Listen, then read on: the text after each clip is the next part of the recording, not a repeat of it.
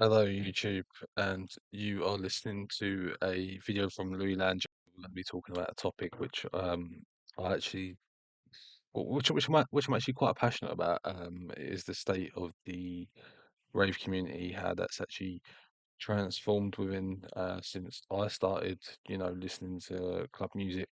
Um, back in the 2010s, so we're talking 14 years ago. I mean, I started going to raves back in 2011 at the age of 16, believe it or not. So, in UK, club age is 18 for entry, but there did used to be something called 16 plus raves, where 16-year-olds would be able to go and see their favorite acts. And this was hosted by different promotions such as Under the Radar, UCR, it was called, uh, Closed Down, Let's Go Crazy, or abbreviated to LGC. And then we also had another promotion as well called BPM, and these nights were actually really, really good. If I just, this is actually quite a minefield, but if I just type in here UTR,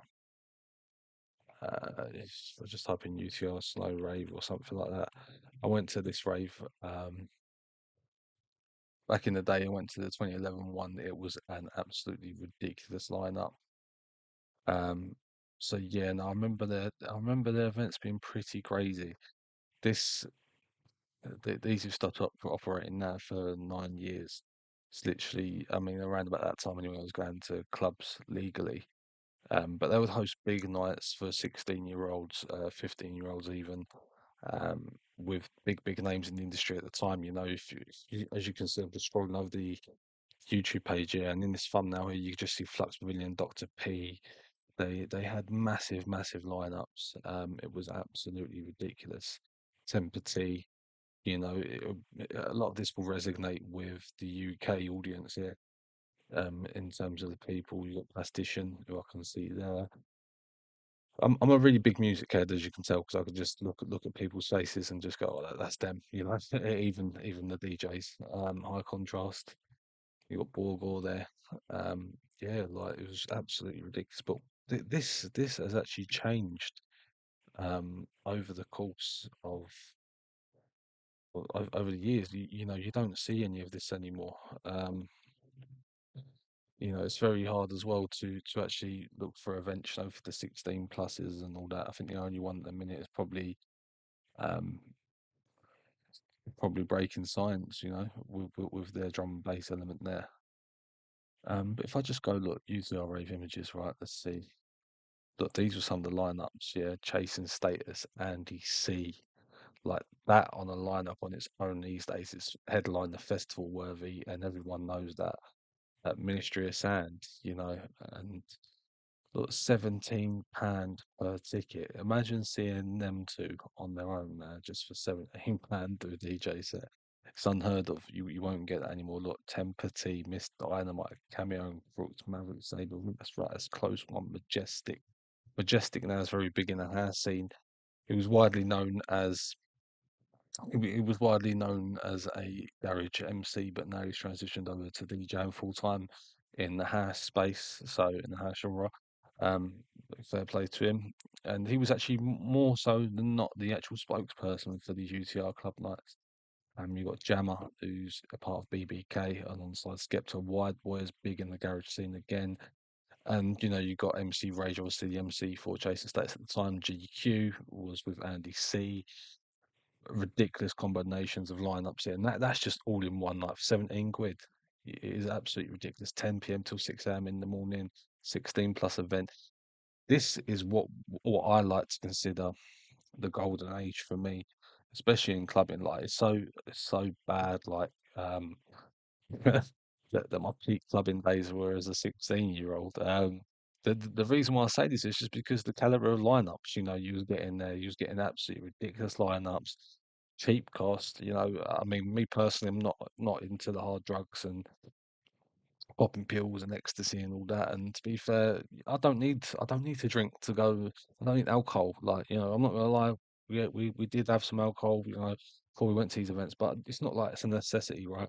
For me, it's about the music. It's about the love. It's about it's about just enjoying it, and I'm basically a music connoisseur in that in that aspect in terms of I just like music. I'll go to raves and it's about the music that's presented, and I think reaching 18 and you got these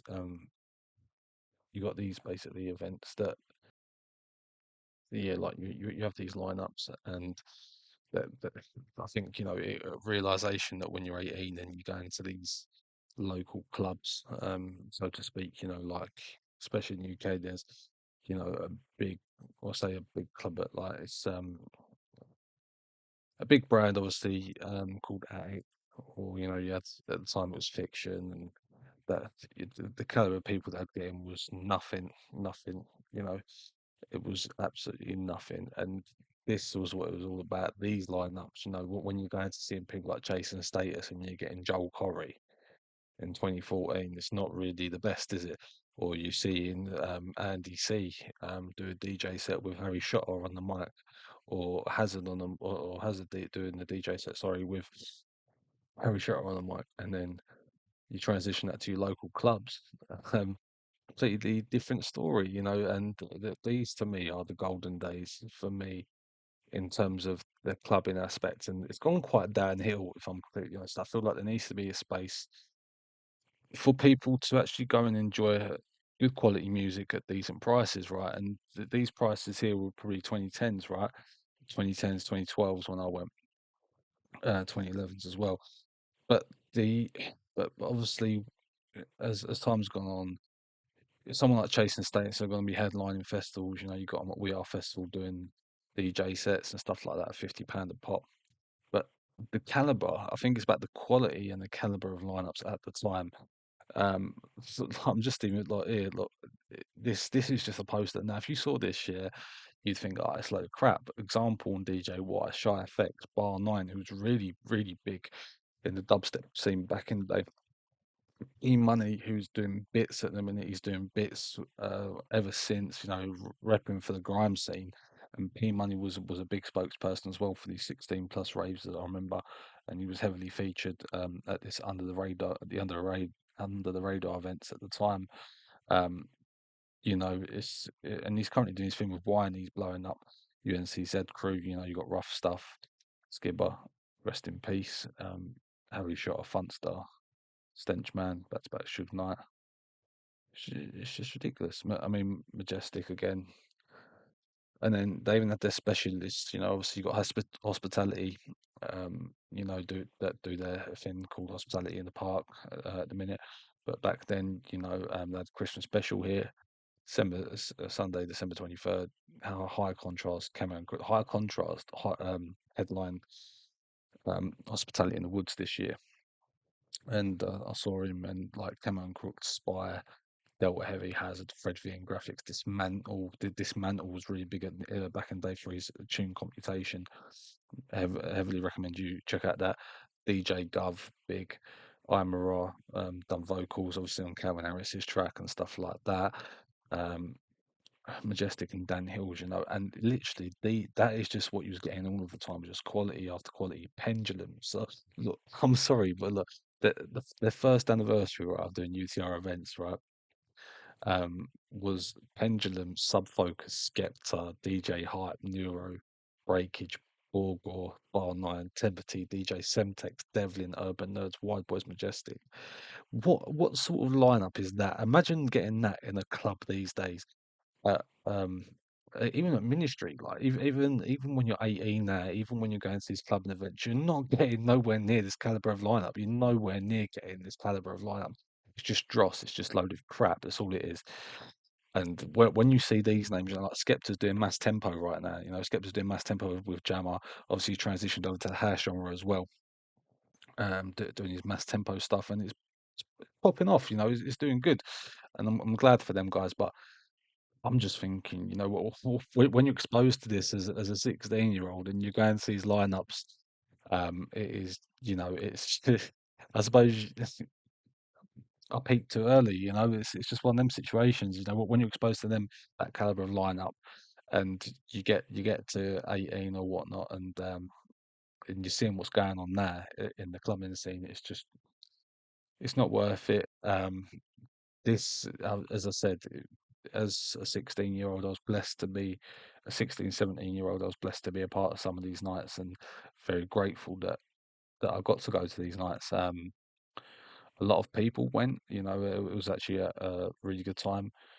Um, Never saw any fights there, or anything like that. It was all good, and was all just there to listen to some quality music. And I miss these times, and I think, sorry, I think that these sort of nights should be available to kids. And I remember there was a famous article that was done by the BBC, um, and the reason why they got shut down was because of the drug use. And obviously, I'm going to be pretty blunt. There was drug use in there. It was quite obvious there was drug use in there. But people were going to say it was 16. But also at the same time, yeah, you got to look at it in the aspect of the 18-year-olds now. They do gear when they go clubs and all that stuff. Like, right, they're just looking at because they're 16. But why don't they shut down every club then? Everyone knows it goes on, and that's the fact. Everyone knows it goes on. Um, and if I remember, the famous article was LGC, and it was and also it was a BBC article. Drug use among children as young as 14. Interesting, interesting. So this was about Let's Go Crazy, which was another promotion that I suppose rivaled UTR. Let's Go Crazy is a popular club and event, markets itself as safe nights out for over 16s where drugs will not be tolerated. But let's be real, that's just a phase because every club will say that. You don't see Ministry of Sound going, yeah, well, we endorse drug use. This was published in 2012, literally the stars coming up to 80. Um, and basically it hires out the venues across London. It's all night events. And what they're saying is basically that they had someone go in there and done a little undercover stunt. And obviously people were like going, oh, do you want MDMA and stuff like that. But it's done everywhere. I'm sorry, it is, and all I'm saying here is that the state of the clubbing scene at the minute is just terrible. It's absolutely just terrible. Like, if I just go over to Ministry of Sound, and I guarantee you, when I go to this, and I go to see what events are on, there's going to be nothing of the caliber that I've just seen. Jack Fowler, are they for real? That Love Island geezer's DJing, yeah? I didn't even notice it. Is it really that Jack Fowler? Because that's just terrible. Mm, Jonas Blue, like so mainstream, and I guarantee the people below him are just nobodies. Or the men, all right, fair play, the Menendez brothers, right? But other than that, what is that lineup? What is that lineup? It's terrible, terrible. Huge special guest. I wonder who's that going to be? Is it going to be Nicky Romero or someone? Seems to always be someone like that. You always see Nicky Romero down at Ministry.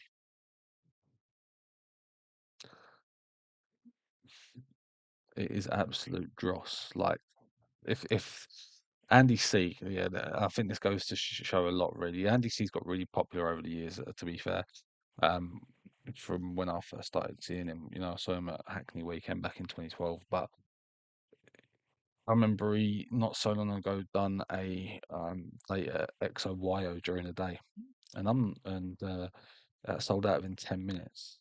You know, has that really been heard of? So DJ putting on a club event and it's in that in 10 minutes within the DM, and DMB is really popping at the minute. I don't like really what the scene's become.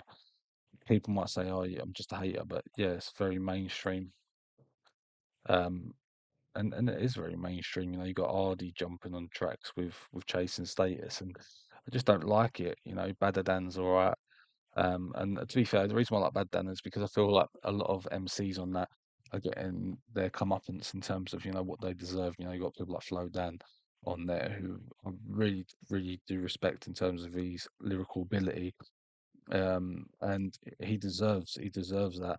He was really one of the pioneers in the grime scene and part of Roll Deep. Um, and you know, he deserves that. He literally does deserve that platform and that big surgeons, and it's coming his way, which is thoroughly deserved.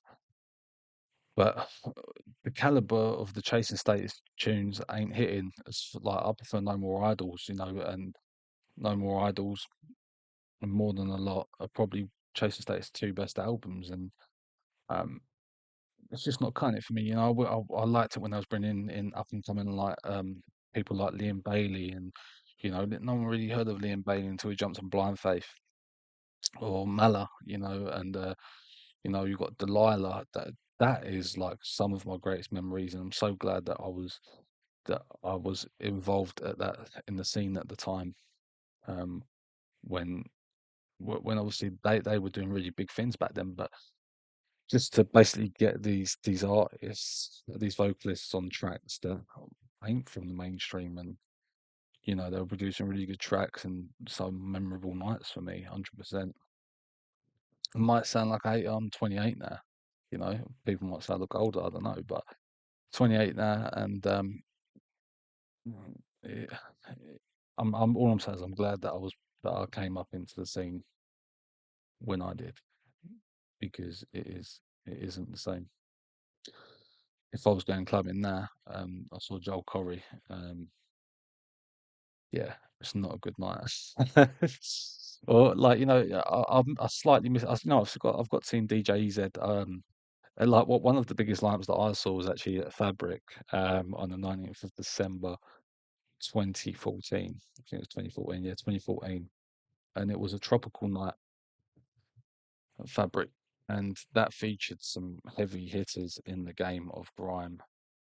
Um, tropical 19, 12, 14.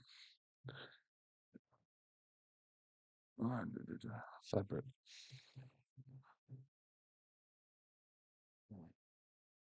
Oh no, it's Fabric Live. Gee. Like it was literally one of the best lineups I've seen. Um,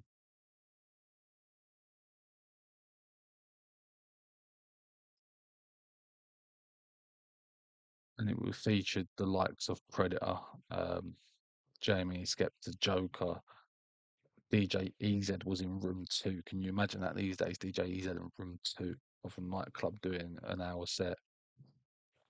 It's just like you know, like, and I remember listening to Kiss FM, and EZ's a legend in the game, a legend in the garage scene, no doubt about it. But I remember when he used to do Z Uncut, and he used to do Z Uncut at my local club in Romford, and I remember watching videos when I was younger, and I couldn't go clubbing, and just think I can't wait to go clubbing and be a part of that Z Uncut experience and see him DJ for 8 hours and just you know pretty much just blow the place to bits in terms of his mixing ability. And I knew straight away like that he was just untouchable on the decks. And unfortunately, when I was clubbing age and I could go to my local club, he stopped doing Z Uncut and now he's very mainstream. You know, he'd obviously do his mainstream sets, 1 hour sets, and all that. And then what annoys me, I suppose it's because I'm so into the underground aspect of it, is that people will then see obviously their greatness. It's good because they're getting what they're due. You know, they're getting their flowers, so to speak, right? But then also it dilutes it dilutes the experience because obviously then they're going to command more money. They're not going to do their long sets and so on and so forth. So you're left with not really good lineups. So I've kind of deviated from the garage scene, the grime scene, and more now into like just regular dancehall events. You know, anywhere where vibe's good is good enough for me. Drum and bass is very at the minute it's very I won't say isolated, but it's just very same old. Um, in terms of lineups, there's nothing new, nothing fresh coming into the industry. You got Bo and all that, but then you look at some of the DMB All Stars videos, and I don't know, like I just look at it now and just go, it's just a bunch of twats behind the decks. I remember I went to a boiler room and saw Corrupt FM. Um, Corrupt FM, Slimzy, a lot of grime MCs there on the night. Sticky and Scott Garcia Foundation, as they're known as. I don't know whether that's actually still going about, but Scott Garcia and Sticky together was called Foundation. Wookie, and some of my best nights have been. Well, one of my best nights was at Studio 338. I just seriously think at the minute the clubbing scene isn't as good as what it used to be, and I think that is also partly due to the economic crisis that we're seeing. We're seeing venues being shut down all of the time, which is part of the reason why we have stuff like Save Our Scene, which is a good cause in terms of trying to actually keep venues up and running. Like, there was no shut down Brixton Academy because of that event, because that tragic event. But at the same time, it's just because people being twats. Because people, it's literally because people were being idiots, and all because of that. We near enough had the ability to go and watch live music at what I believe is one of the best venues to go and see live music and live acts purely because of that slope. I'm not the tallest of people, and when you got that slope there, anyone, you could be anywhere in the venue, you'll have a good view because of that slope. Whether you're the shortest guy, the tallest person, shortest female, it's super for everyone. And saw people like Disclosure there when they was just up and coming, and it literally is like one of the best venues in London. And that, goes without saying 100%. The only events now which I think are worth going to is the Warehouse Project events. Every year they seem to be putting out banners of events up in Manchester, and it's not even in London; it's in Manchester. So the Warehouse Project in Manchester, and their lineups are good. But then also they will set you back about £50. Um, Maybe it's just inflation, but it's like the cost of the festival ticket just for one night. And I think I'm just comparing it to, Fabric used to lay on these banner events where you just get ridiculous acts there and it'll cost you £20. Even when I was younger, with 16 plus events. And as I was saying, I think it just all boils down to I was introduced to good quality music with good quality DJs from a very young age, and seeing what it's become is very diluted, very, very diluted. And the mainstream isn't really popping for me at all. And I remember back in there was about EDM was the big thing, but I was still loving my garage music even when EDM was popping. Love my garage music, love my grime. I just love all music genres in general. But no, it's interesting times ahead. Interesting times ahead. But that's me on the state of the clubbing scene at the minute within the UK. I hope you all have a good day, evening, and take care. Bye bye.